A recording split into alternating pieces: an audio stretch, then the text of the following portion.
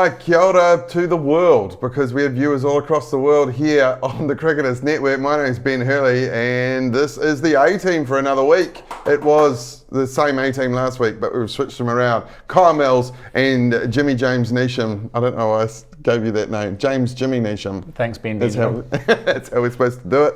We're going to talk all things cricket from the last week, and then we're going to put Kyle through 6 of the best on Jimmy Neesham's career later in the show. Excellent. I look forward to that. Yeah, good. Any swatting during the week? No swatting. Okay. No, you don't need to, do you? You just know it's all there. I take things in. Yeah. Do you? Sometimes. Yeah, I pick and sometimes. choose. We're very lucky to have, well, both of you, but particularly Jimmy, who's flying out tonight to go off and play somewhere. Are you? Yeah, off to the Blast, Glamorgan. Jeez, And then... turns around quick, isn't it? It's only 7 days ago. I think I asked you that question. Yeah. Do you have any cricket stuff going on? Yeah.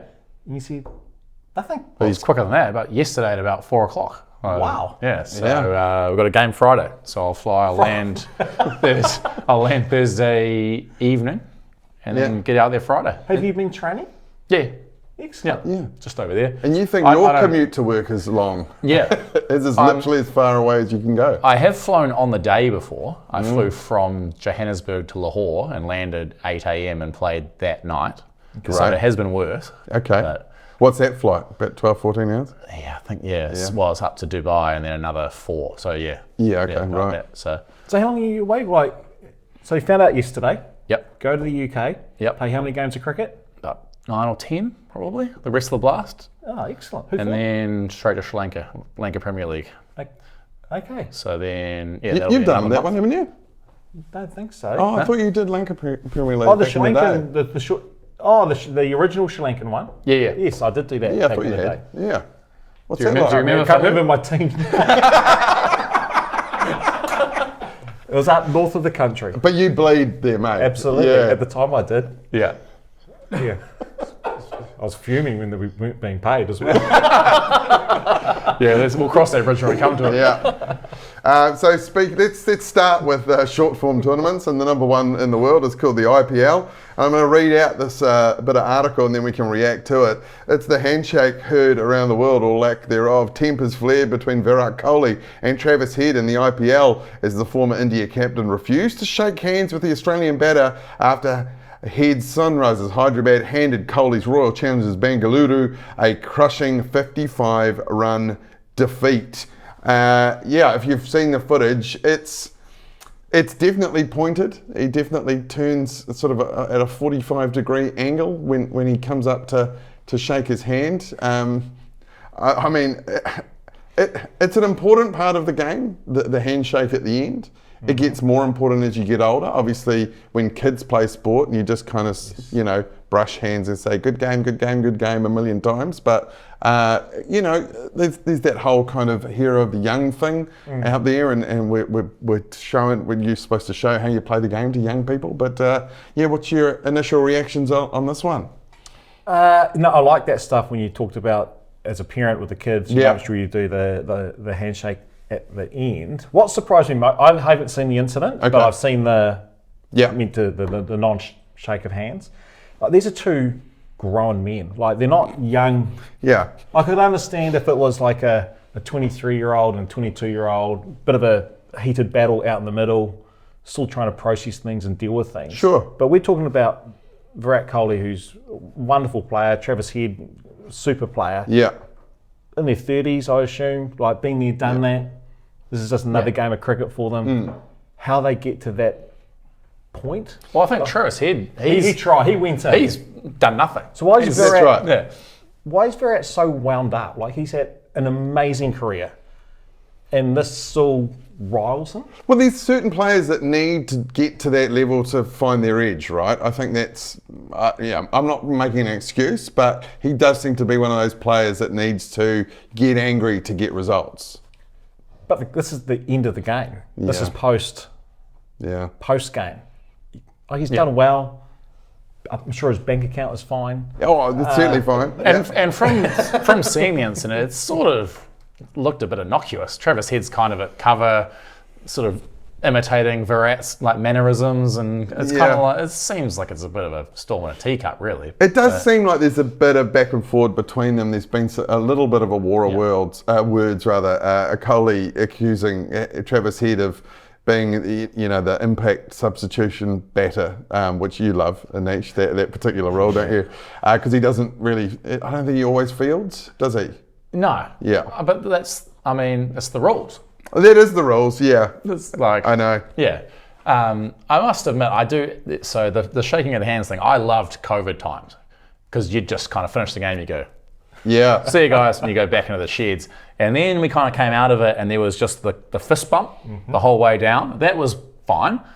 What grates me is that you got the 12 players on the field, you've got in the IPL, you've probably got another 12 guys who didn't play. Easily. Then the support staff was like another 15 guys. Yeah. So you just end up, it's just this never-ending line.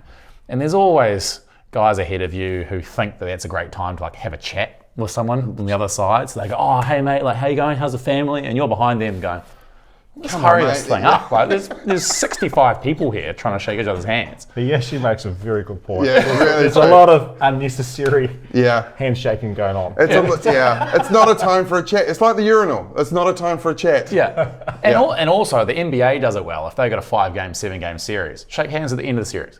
Oh, like when you have a 5-game T20 series, you don't need to be shaking hands after every game. That's true. Like it does annoy me. Or when it's a rain-off, no result. Oh, you still shake hands? You guys, it's like, come on, guys, let's get to the bar. Like, it's 11 o'clock.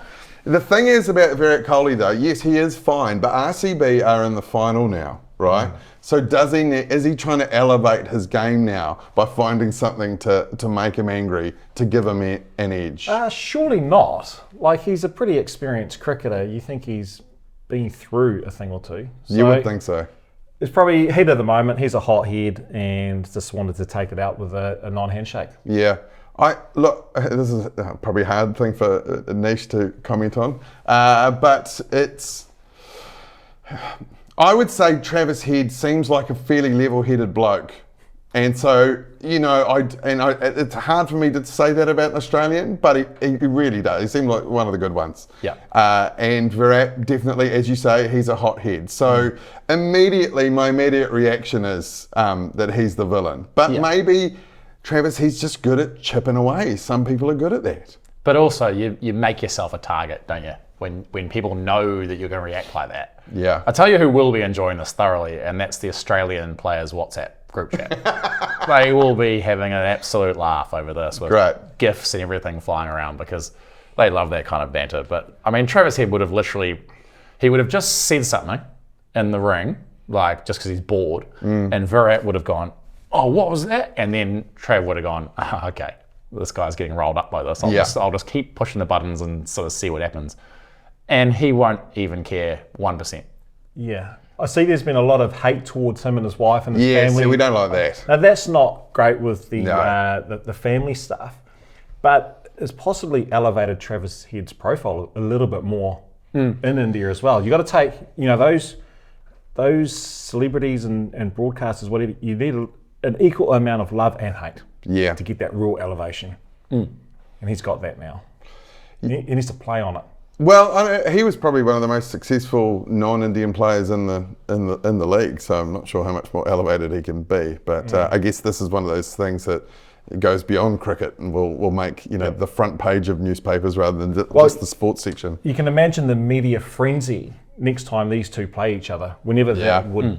Like India and Australia play each other every year now, so whenever that will be, what do you think is the talking point? Well, controversy sells tickets. That's it. Right? I've got a theory that the underarm incident was actually orchestrated by New Zealand cricket to sell more tickets. Well, because we played a series straight away out here. That's right. And all the crowds were packed out. Packed out. Because of that. I reckon there was, that's my conspiracy, that there was a bribe.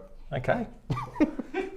and was it Trevor Chappell? Trevor Chappell, yeah. He just thought I'll just be hated in an entire country for the rest of my life for no seeming gain for him. Yeah. No, for some money. There was. Look, I am joking, just in case anybody is taking this seriously. I don't actually think New Zealand cricket bribed Trevor Chappell to bowl underarm. And also the thing, just one final point. Like, obviously the abuse and all that kind of thing from fans is not acceptable and this goes over the line. Yeah.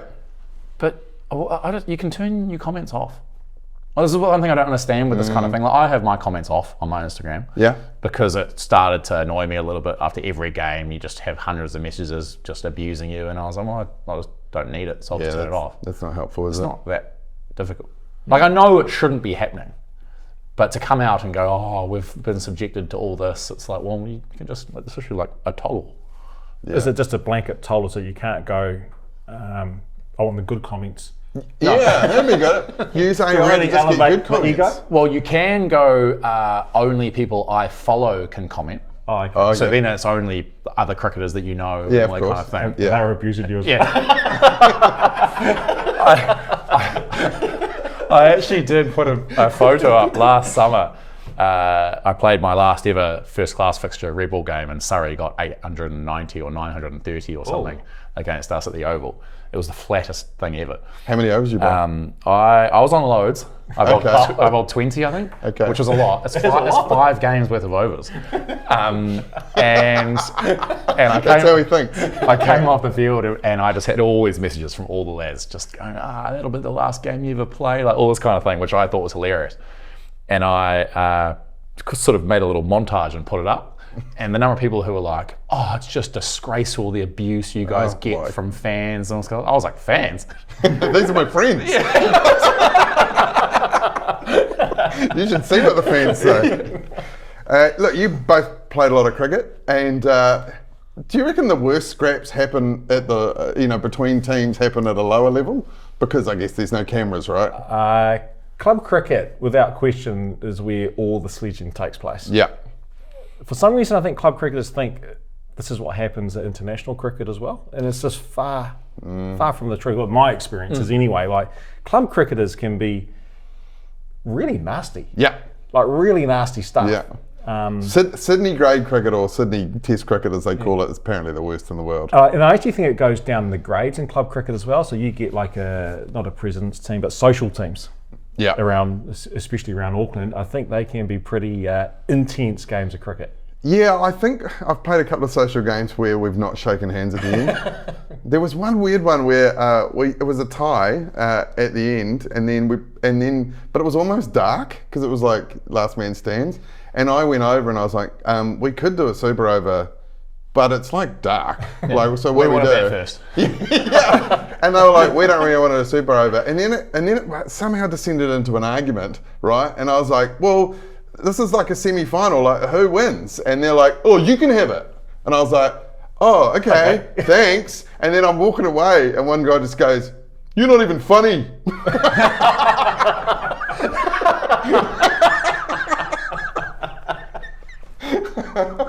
Which is actually quite funny. It's quite funny. I know, I had to laugh.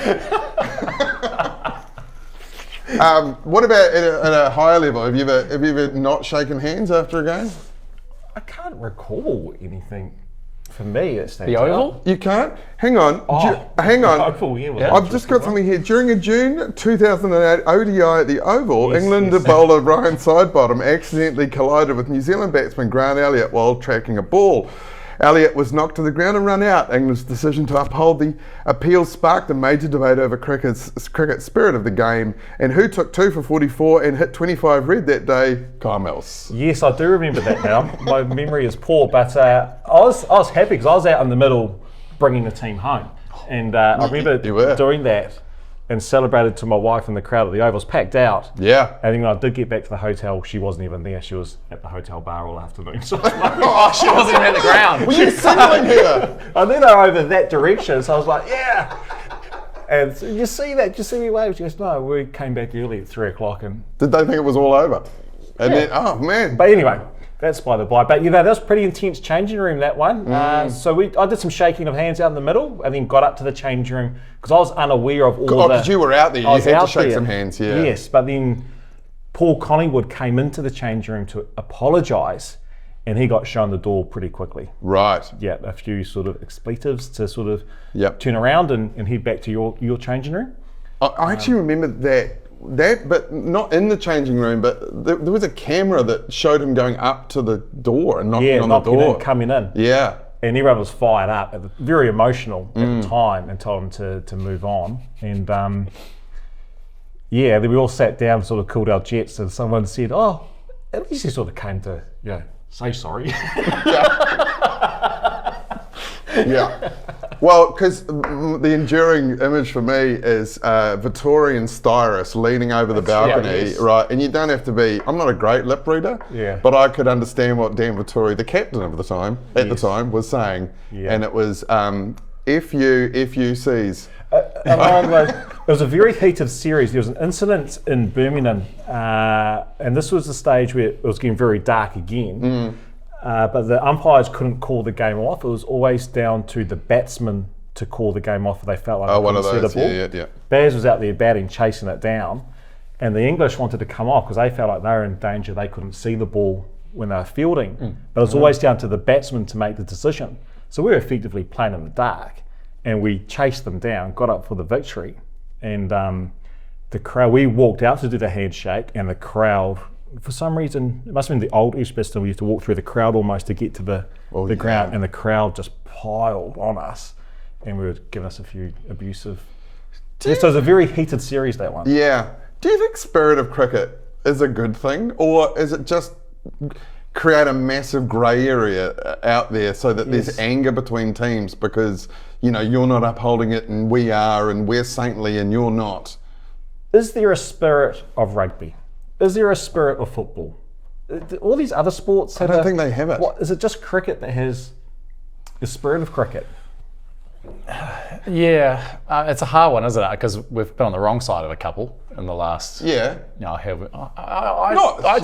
quite like it because it's the spirit of cricket. Yeah, because it's there's unwritten rules in the game. You clap a batter off if he gets 100, and all that kind of thing. And it's sort of and. There are grey areas. I just feel like where it gets really complicated is when you have different cultural upbringings coming against each other, and you've got this sort of, I suppose, cultures where, fair play and all that kind of thing is quite sort of, upper class game, I guess. Place like England, and then you've got other cultures where it's just like, nah, those are the rules. We play by the rules. But then. Like the things and you stretch those rules as far as you can, right? Which you do in every professional sport. Yeah, things like man-catting, it's just I just think it's a horrible look in general because you're not playing cricket. It's not part of the game of cricket, and it's just trying to kind of cheat someone out and sort of before the ball started and all that kind of thing. It just doesn't sit well with me. And other people go, "Oh, batters just stay in their crease. It's simple," but you've got to start running at some point. You look at someone like an Usman Tariq who stands there at the crease for 3 seconds. And as a batter, meant to stand there and just watch him. And then as soon as he bowls it, the ball can be coming straight back at the batter half a second later. She sort of becomes... Well, he's a good example. Is that against the spirit of cricket? That, finding these little loopholes constantly. Because that's how you do. That's how you get an edge in professional sport, right? Is to find loopholes or you push certain rules that aren't as watertight as others to their limit. It doesn't give you a great look, but there's also a lot of ground to cover. Like if you think non-televised games, you've got 2 umpires and you've got 80-metre boundaries. It's like old at school. You slide and you knock it back, and you know that your foot's at the rope, but you throw it in and you go, "Nah, that was fine." It starts at that level. And then, we get to the top level and there's TV cameras everywhere and every decision can be reviewed and all that kind of thing. But I think there's definitely a spot in lower level cricket for nicking one and knowing you've nicked it, and there's player umpires and you walk and, that kind of thing. I think that's where it starts, isn't it? And then, it seems to spill over into the international and the professional game. One of the little things I do like about cricket is when you go out to start the game, the fielding team walks on before the batters walk on. Yeah. Now, the reality is, doesn't really matter. No. But it's that kind of spirit of the game. That's a little protocol thing. A little thing that just happens. I like those little things around the game of cricket. Yeah. Do you know what was weird? We never used to play national anthems before games. When I was a kid, they never played national anthems. And now they always do. And I don't know what was just World Cups, wasn't it? Maybe it was just World Cups, yeah. Now it's... I watched a game out here last summer and you guys did it. Yep. Yeah, we do it much. We do it, I think. Every game or start of the series? I think just start of the series. Doing the haka was a bit much. Well, we had a manager, Dave Curry. Haka. No, there's no haka. It was a joke. No, well, Dave Curry, the day there's a cricket haka is, I don't think that's a good day. Well, we had a manager called Dave Curry who was the chief commissioner for the Olympics before he came to the Black Caps. Right. And he managed us for a few years. And he was big Mr. If an Olympian won a gold medal, at the village they did the haka to return. Yeah, sure. So he was keen for us to do a haka at some stage, looking at players like Oram, Vittori, McCullum, South, and we were not so sure. It seems like appropriation. Who would be the worst? Gareth Hopkins? Are you just trying to think of who's the whitest cricketer? Smallest, least intimidating. Chris Martin? White. Tom? Yeah, he'd be. Hoppy's got shoulders about him though. Yeah. Yeah, Chris Martin might be up there, yeah. Kane? Okay, jeez.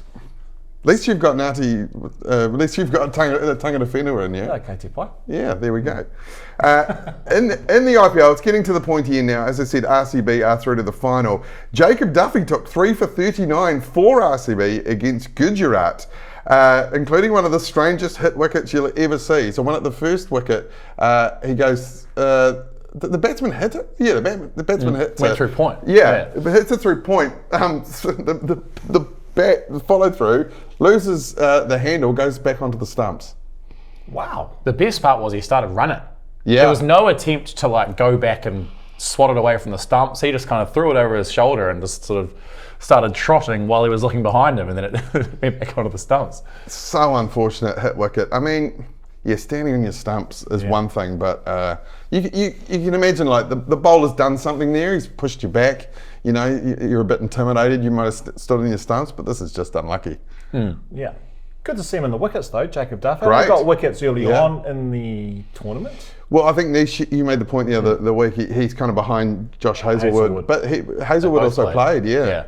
I think Phil Salt is injured. Right. So I think he's coming back for the final, so they played the extra seamer. But yeah, they're into the final. So he's got a chance at a nice little bonus for probably playing about 5 games. What is that bonus you would think? I would, well, I mean, it depends on the team and how they structure their prize money and everything, but I would think if you played a significant 7 or 8 games, won the whole comp, you might see 200 or 300. That's all right, isn't it? Yep. Yeah. That's all right. Similar money to what we're getting for being here today. Yeah. RCB will now face either Gujarat, again, they get another chance, Rajasthan or Sunrisers in the final. Oh, so they might face Sunrisers and it'll be Virat versus Travis again in the final. Maybe this is what it's all geared towards. Yeah. Conspiracy once again. I like it. And Pat Cummins hands Travis the armband just for the toss. That would be a great play, actually. We're verging on becoming professional wrestling. New Zealand men will play Ireland in a test starting tonight. Now, Ireland have played 12 tests in their test life. I was going to say career, but I don't think a country can have a career. For 3 wins, 2 against Zim and 1 against Afghanistan away. That was in India. So, I mean, they haven't set the world on fire for Test cricket, but it's nice. It's nice to see that a new country wants to play Test cricket because some of the old ones don't want to anymore. Didn't we not win one for like 20 years or something when we started? Exactly. Yes. Long time. Yeah. So they've started better than we did. Yeah. I mean, we didn't have Zimbabwe to play back then, but we were. We were the Zimbabwe. That's right. We beat the West Indies. It was out here, I think. Was that our first Test win? 1956, I think. Nice work. I may have just made that up. I'm pretty sure. That sounds about right. Yeah, I think so. Yeah, I think that's right. But 4-day test. Yeah. I think it's a nice touch, actually. I think they should all be 4 days. Really? How often does a test go to 5 days these days? The ones that do go to 5 days. And they are the best. They're the ones that, you know. Yeah. But I think that when it is a 4-day test, I think they have more overs in a day, don't they? So it kind of, you don't actually lose a full day's play. Right, you lose kind of 40 overs or 50 overs. because I think you play 6 or 8 overs more each day. And they can do that because the test is in Belfast, where it doesn't get dark at night until about 10:30 in the summer. So that helps. It does help. I didn't realise that. I think so. Yeah. I think it goes from 90 to 96 maybe in a day. Because 96 is obviously first class. And they never get the full overs in the day anyway, so this could be real long. Yes, there's a fine every time. I think it's just a way of getting a revenue for the You know what? The players, ICC now. The players get the finger pointed at them when it comes to this, but I actually think it's the officials need to keep the game moving more. The umpires. They need to snap. They need to start being on top of the players right from the very start of the day. Instead of sort of coming to them towards the end of the day, you need to play catch up. You're 4 down. Yeah. So we've only got half an hour. I think they need to control that piece of the game a lot better. And batsmen have actually got out of control with changing gloves and asking for towels. And they know what they're doing. Spinner's on at one end and the seamer's on at the other, and they're having someone run on to get their helmet every over. It's ridiculous. So it's that stuff that needs to be policed more. Yeah, I never know why the fielding team always gets penalised for that. And I think you can get rid of a drinks break. Also, the DRS now, right? The DRS takes a lot of time. So you can't get through the same amount of overs in a day that you always have. Yeah. Because you might do, 6 reviews, possibly? Yep. One thing I'd love to see with DRS is a slight tweak of giving the third umpire more reign to just kill the review. So if you see the super slow-mo from front on, and he goes, nah, this is blatantly going down leg. Yeah. We're not going to wait for the ball tracking. We're not going to wait for him. It's not out. Yeah. Versus they go, we'll do ultra edge. And this is all giving Hawkeye time to compile it takes a while. The data. Yeah. Just go, nah, I can tell from naked eye it's not out. Do you think the fans like it at home? Does that bring them into the game? I quite like DRS as a fan at home, but the thing that always annoys me is, and I know they're doing it to buy time, but is the looking for have they hit it? Yeah. When they clearly haven't. Yeah. Yeah, they do it when they've offered no shot. Yeah. They check to see if they've hit it. Yeah. Yeah. No, you're right. Surely there must be some AI generated thing now that can just do it instantly. Probably, yeah. Let's work on that. Yep, that's good. There we go. We've got a business idea once again. We're like 3 guys sitting around a flat at 3 a.m, having been up, and now we're coming up with business ideas. Hey, we should start a podcast. New Zealand and Ireland will play on the second smallest ground in terms of capacity in Test cricket. That's what I read, but that can't be right because it says it's a capacity of 6,000 people, and that's surely bigger than University Oval and I reckon University Oval will be similar to that when they put the temporary stands up in that one corner. Nelson? Not a test ground yet. Not a test ground. Yeah, international ground, but not a test ground. Yeah, Nelson's a great ground. I like that one. That was it. I mean, we sort of talked about this last week, but we should dominate that. It's essentially a warm-up test, right? That's how we would be treating it. There's no way we're losing this test match. Okay. I'm sorry, there has to be no way. Just touch wood or something. Yeah, touch wood. We're too good. We've got brilliant players. Yeah, we do. And Kane's playing, isn't he? Has he picked up a bat in the last 6 months? I was thinking this last night. Did he take his test kit to India? Exactly. Is he in Lucknow batting coaching, giving guys advice in the nets, and then Tom Moody just stays behind with a juke and sort of flicks to him for half an hour, at the end of the training. Trains are all at night. The sight screen will be black, so it's not easy. But the alternative is just rocking up to Ireland and having not had a hit in 2 months. Which many of them won't be, I suppose. Yeah. I don't think it'll worry him. He'll find a way. He'll go, oh yeah. Oh, that's how you be the best batter of all time. Yeah. Yeah. The White Ferns lost their T20 series against England 2-1. They were bowled out for 80 in their third game. Now, here's my question for you. Does this mean they will definitely win the World Cup? Because last time they lost 10 in a row and then won the World Cup. And here's a supplementary question. Does preparation actually mean anything for a T20 tournament? Good question. There's no relevance to the last World Cup in this one, I don't think. Okay. They got an easy run. Did they get not an easy run, but a fortunate run? A big team got knocked out, didn't they? In the I think last time they won, someone had a shock loss in the group, And it helped them. they ended up having to play each other in the semi-final. That's right. yeah. So it's Australia and it got knocked out by South Africa in Yep. the semi-final, and then we played South Africa in the final. That's it. Yeah. That's it. The thing with women's cricket is that, I'm trying to tiptoe around it slightly, but there's only like 4 decent teams or good, Yeah, really no, I think that's true. teams that are a chance. And now of winning maybe a 5, maybe tournament. 6, but yeah, So you just have to get to the semis, yeah, and then have 2 good games. Yeah. Yeah. And you could be lifting the trophy. You know, it's sort of, you look at, you get to India for the Men's World Cup and you go, geez, there's probably 7 or 8 teams here that have a good chance of winning. And you've got a group of death with, Afghanistan and Yeah. Who else do we have in the group? Afghanistan and South Africa. Yeah, that's Yeah. So a good team that could win it is getting knocked out of the group. Whereas I feel like in the women's tournaments, there's always in the groups one team that's definitely going through, and sort of a couple of others that Yeah. are.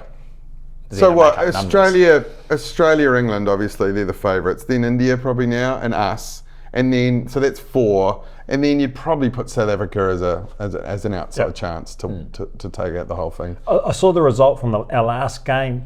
We are so heavily reliant on our best players. That's right. So Heavy. Like Susie missed out. Susie missed out, and Sophie missed out. Sophie missed out. Mealy missed out. Mealy missed out. So then suddenly, no disrespect to the other girls, but you need one of those girls putting a significant. And Maddie missed out. Maddie's been playing very well over there in England. She's just one of those players that seems to like playing in England. Yeah, but she missed out as well. So that was it. Yeah, that's. And That's it. England, they were full strength, or they had a couple missing? They had a couple missing. Yeah, they called it a development team, but they still had a couple of their stars. Yeah, in there. So. But again, anything could happen. You just turn up, you have a good day in a semi-final, knock someone over, like Sophie or Susie get 60 or 70. Yeah. Like you set a decent total. Like the other thing is that pressure is big, I feel, especially in the field. You see a lot of, once the pressure comes on in big games, a lot of drop catches, a lot of like second chance opportunities, so those things can sway a game heavily in one direction or another. But sort of looking at it out of a more macro lens, do you think like playing a lot of T20 cricket as a team helps going into a tournament? And I'm talking about men's and women's here. Or does it not really matter because you're all over the world playing T20 anyway, and you come together? Yeah, does it matter much? I think the current player now they are so good at adapting. Yeah, they do. Because they're conditioned to it. Oh, you could speak to this more than I can, Nish. But the players are so good now at adapting to the formats. Like players are really good now at doing. I think back in the day, like a test tour, we would have wanted 3 or 4 first class games. Yeah. But heading to the first test. Now they're just going straight into it. Yeah, it's straight from the IPL. Yeah. I probably actually tend to disagree a little bit. I think T20 cricket, it's so variable in what you see and how you set up a team and who's going to do what role. That I think that's something we got really wrong in the West Indies a couple of World Cups ago, was that we kind of went, the guys will sort of be good enough to figure it out when we get on the ground. And the team actually hadn't played together for 6 months or 4 months before the tournament, because it was the IPL and everything sort of led up to it. Yeah. And then we turned up in game 1 and everyone wants all the net time. Guys haven't been playing. It's a bit of a fight for resources, and then you turn up, you lose the first game, your tournament's over. Whereas I think the best T20 teams I've played in over my career, what's going to happen. Like who's out the bowling. It gets to the 4th over, you start warming up. The skipper turns to you and goes, "You'll have the next one." You're like, "Yeah, I know already that I was going to have that over." Everyone. Okay, so mentally it helps. It's predictable in the way your team operates. Sure. And that gives you confidence as a player, because you go, "I know what's coming." I know if I'm batting 6 and we get off to a good start, I might come up to 4. How the structure of the team works. The worst teams I played for is if people are surprised by their own team. You'll be sitting in the dugout and the coach will come over and go, "Oh, Nish, you get ready, you could go next." And you're like, "Oh." Yeah. Like run into the change room, get your pads on, come out. Like, it's just that chaotic energy. Yeah. I guess routine helps, right? Yeah. Okay. And that tends to be what happens in these tournaments when teams start losing, is that panic sets in and the coach thinks they need to change something. and then things are getting thrown left, right, and centre, and all the players are sort of there going, I didn't know this was happening. Like, and which sounds sort of petulant. But, No. But it's good as an athlete to be able to prepare for what is coming and know that that's going to be coming down the pipeline versus just going, I wasn't even expecting to be batting in the 8th over, but now I'm out here and like, where do I go from here? So Millsy said the modern player was quite adaptable, and you're saying he's not. Perception, isn't it? Yeah. I think adaptable in like you're fine just going anywhere and playing. Yeah, right. It used to be like you'd go to Bangladesh and you'd go, what are these conditions? I need a week to kind of work on my playing of spin. Now it's like, ducker, low and slow, skids on, I want to play with a full face bat, I want to hit that way. Like you kind of just have the blueprint in your head before you turn up. Right. Whereas in the olden days, you'd have 6 or 7 guys in your squad who'd never played in ducker before. So you felt like you needed to actually hit the ground and have to experience the conditions. Right. I've got a couple of listener questions, so I'm going to throw these out. This is from Mania from Waimate. Do we stifle creative bowling actions in New Zealand? Do we coach out what works naturally? And I think what he means by this is, would you have ever seen a Jasprit Bumrah come out of New Zealand? Or would he have turned up to some training and some old mate coach gone, can't bowl like that, mate? My instant reaction is most definitely. Yeah, same. Yep. Most definitely. I don't think we do it as much now, but when I was a kid, like anyone who had any pace but didn't have great direction just got told to slow down all the time. Top of off, mate. It doesn't matter how fast it is. But and so you lose your pace, immediately because you're worried about. Whereas the coaching should be, how can we harness this raw talent and get them to bowl it straight? So, do you remember Malinga from the olden days? The first one. Hey, I played him. He came out here on an A tour against our A team, and I was playing in that A team. And Malinga was like, "Oh my God, who is this? This is frightening." Yeah. And I remember our New Zealand staff at the time said he would not play longer than a season or 2. Yeah. Because of his action, break down. He'll break down. Yeah. And that was that era of a lot of injuries in New Zealand cricket, and they're all being biomechanics modelled and what have you. And I remember them saying that about Malinga, and he went on to have a very successful career. Yeah, he did, yeah. I think he played about, 900 games? And it hardly broke down. Yeah, that's true, he didn't, did he? Yeah, in fact, even towards the end there, he had a little beer belly, and we're still getting it down there. So, yeah, well done him. Some good genes there. All right, what about this? This is from Steve from West Auckland. Do you ever decide to bore a player out? This is probably a red ball question. That is, if there's a batter that's set, at what point do you decide it's just time to bowl quite negatively and see if they take a risk? Yeah, I've been in situations like that. Yeah. Like say stack an offside field and bowl 1.5 foot outside off stump, and he'll be leaving it, and it's just a game of patience. Yeah, first class games as well, I've been involved in those situations. Yeah, I mean, obviously it's not really much of a thing in white ball cricket, but in Test cricket, Yep. Test cricket, 100%. Yeah. Definitely, yep. Get The old leg side theory to a spinner, just go bowl into the pads with a guy around the corner and... Yeah. Yeah. They just get frustrated. I have a vivid memory of this in under 14s actually playing against Kane Williamson. Okay. And he was so good. He was so much better than anyone else on the field, and he reeled off 200 or 300s in the first 2 or 3 games of the tournament. But he was a horrific strike hog. So he would bat properly for the first 4 or 5 balls of an over, and then he'd just try and drop Just a one knock into the covers and keep the strike. Yeah. So we came up with this plan to hang back on the ring for the first 3 or 4 balls of the over, and then 6th ball of the over, when the bowler was running in, he wasn't watching, just tear in. And we got him run out on the 6th ball of the 7th or 8th over of the game, because he just looked around, saw everyone back on the ring, went, I can hog the strike for the next over here. Dropped it and ran and looked up, and the guys were right there. And just to the non-strikers and ran him out. I like it. And thankfully he got less selfish as he developed into his adult career. He definitely did. This is Darius from Avondale. This is mostly for Nish, I think. As an all-rounder, is it hard to have to slot in anywhere, being Mr. Fix-It, or do you relish the opportunity? I think it's something that you have to accept. It's something that would annoy me a while ago, maybe 5 or 6 years ago, because cricket's a very numbers-driven game. you sort of, this guy averages this guy takes this many wickets, whatever.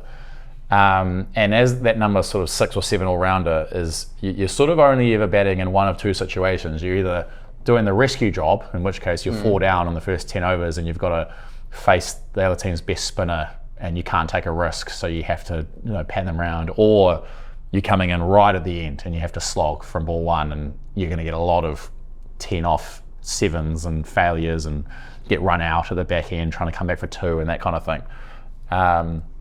But then I think once you make peace with that and accept that that's going to happen all the time, and then you can sort of just try and win games, try and have a positive influence on games as often as you can. And that's what I aim for. If I go to a competition that has 10 games, I aim if I can have 3 really strong contributions to a win in those 10 games, then that's a tick for that tournament. It doesn't matter how many. One of those might be a 24 off 8. It's not about getting 70s and 80s or no, whatever. It's where you bet, It's you look and you go, we won that game, and I did something in that game that was a significant contributor to that. And then you go, that was a good tournament. Versus I found it frustrating, you'd have tournaments that you'd end the tournament with 160 runs. Yeah. And you're 48th on the run chart. And, this just sounded like a job interview question answer for the Castle Rockets. That's the kind of player you need in your team. I haven't thought about any of that stuff. Or like you come and you hit the ball with 20th over, you're defending 15.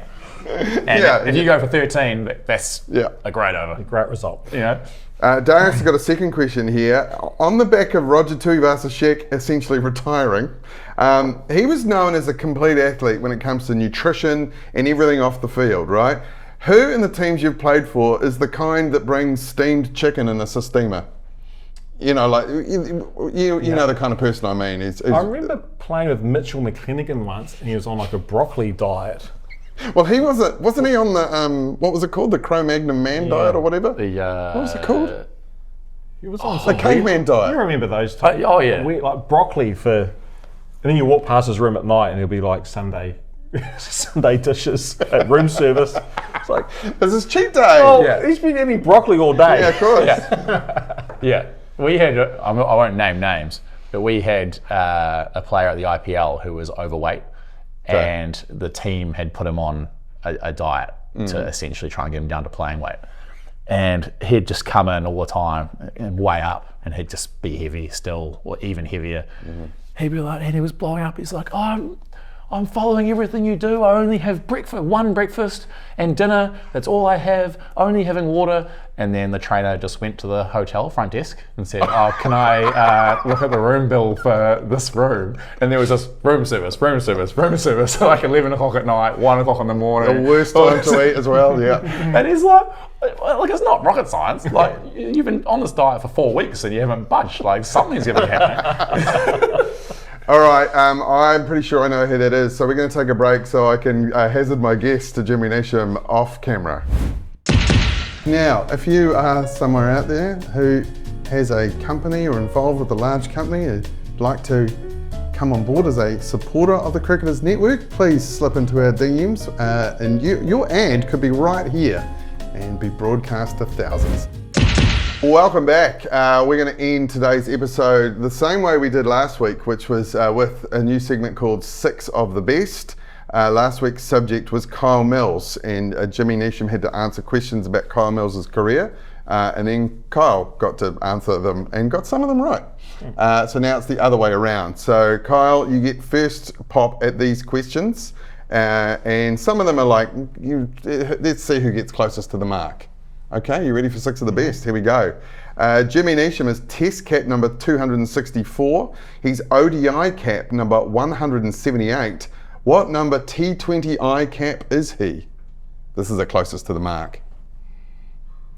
He would be, 2004 was the first game. Leach would have played around 2010. I reckon he'd be around 38. You've gone in with 38. Nish, do you know the answer to this? 59. 59 is correct. That's pretty good. Decent. It's pretty close. When was your debut in that game? 2012. Oh, 2012. At Durban against... Oh, this might be another question. No, Durban against South Africa. I was thinking 2010. I remember that tour. Okay, yep. Okay. You're in the team then? Yeah, that was the clean out tour. Yes. right, okay. Not to be mentioned. No, okay, sure. When James Neesham scored his maiden Test century, Brendan McCullum was at the other end. How many runs was he on? Now, did you get your famous game? Yeah, Baz's 100, I think. Were you there when he was batting? So what's the question again? What was Baz So on? when Nish raised his bat, what was Baz on at the other end? It'd be 300. What did Baz actually get? He got 302. Okay, so I'm going to tell you he got 302 and got out straight away, so it's not that. He got through, so it's not that. So who did he celebrate with, actually? 298 then, or in around there. You going with 298? Yeah. That is correct. Oh, there you go.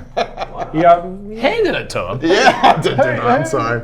Who did he celebrate with then? Who was he? Jimmy.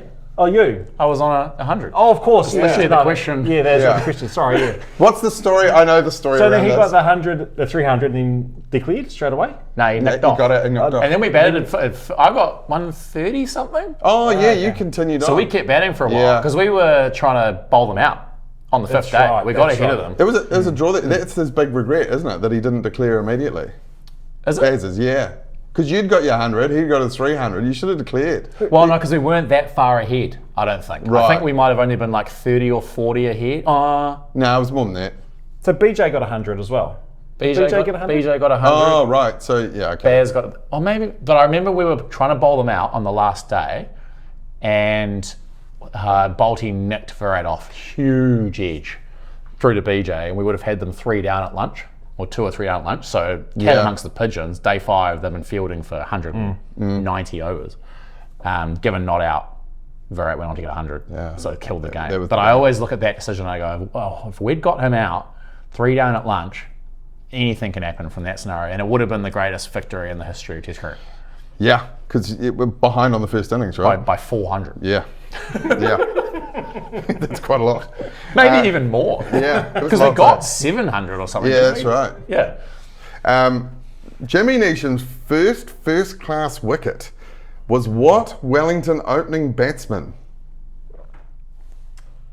Wow. Yeah, this is a hard one. This is easily the hardest.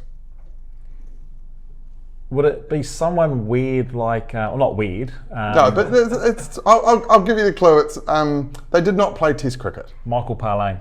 That's what you're locking in. Nish, You've do you played know? Michael I Parlane. was thinking maybe Stephen Murdoch. That is correct, Stephen Murdoch. Good effort. Yeah, very good. First class wicket. In your second game, no wickets in the first game. In fact, terrible debut. Great second game. Yeah, got like a duck and none for, didn't I? Yeah, On debut? duck and none for. I feel like it was at Colin Maiden against Canterbury. Correct. Second game, 67 and 20 with the bat, and a wicket. I think no wickets in the second innings, but yeah. I think that was at the Basin, right? Yeah, yes. Was it?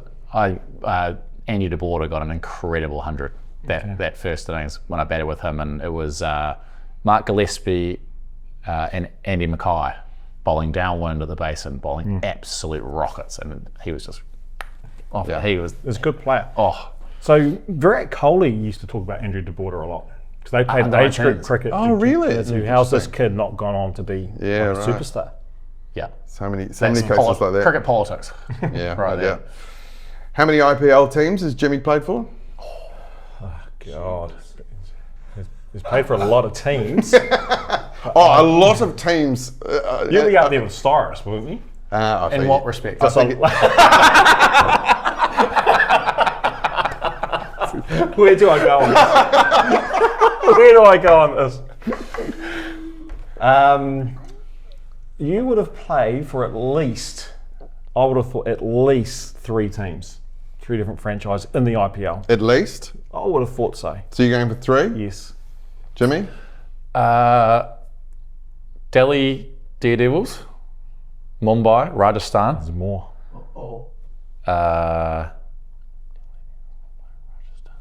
Kings 11 Punjab, and I got picked up by Kolkata, but I had to pull out. I got injured, so I played for 4. Wow.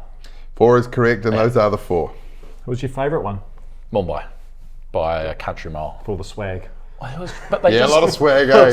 Yeah. like You're they the just- richest guy in India owns it, right? Yeah, but not even that kind of stuff. Like what I spoke about before around like the teams that get it right get it right for a reason. Yeah. And it's like you'd go into a scouting meeting with Rohit and maybe the batting coach, or Bondi was the bowling coach when I was there, and he'd just be like, right, if you bowl, it's going to be in this scenario against these guys. Here are their numbers. This is what I want you to bowl. Like, work on that.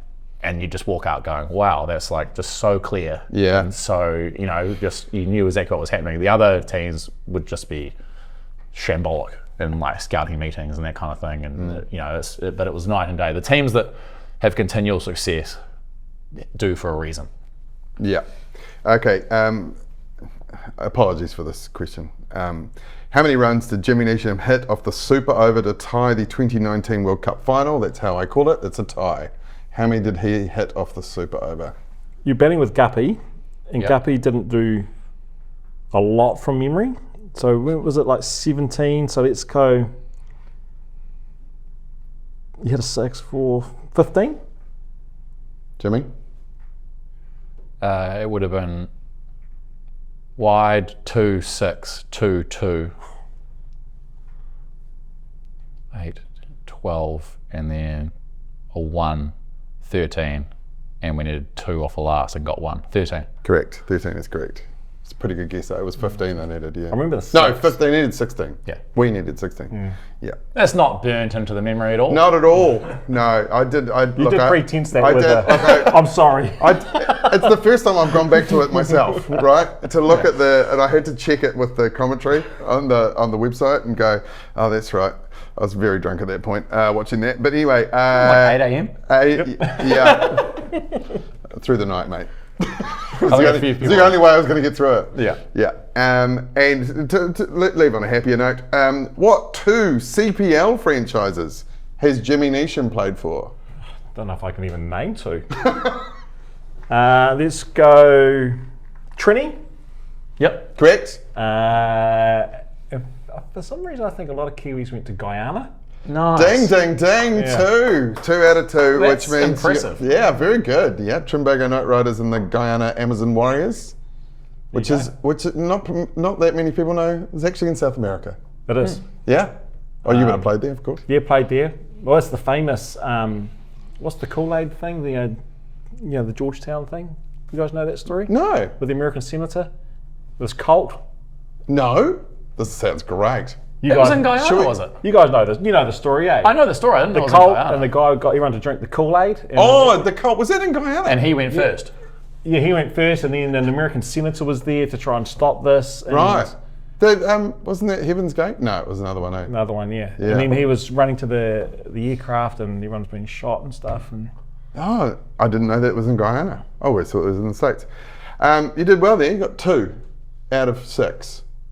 2 out of 6. That's pretty good. I got 2 as well. I think you got 2 as well. Yeah, there was some tough ones. We had to in go there. to a Super Over. What number T20 cap? I honestly didn't think you'd know what T20 cap number you were, but you did. So well, it's on the side of your cap every game. Yeah, that's a good so point. you kind of see it a few times. Yeah, that's a good point. Well done. That's another wrap. It's a wrap for another Cricketers Network. Next week there will be some content from Lords. That's right. I'm heading off on Monday, so I don't know what it will be, but still waiting on my pass. But I'm sure it'll come through. That's good. Thanks, ECB. Thank you to Kyle Mills and Jimmy Neesham. Travel well, go well, gentlemen, and we'll see you soon. Thank you. Thank you.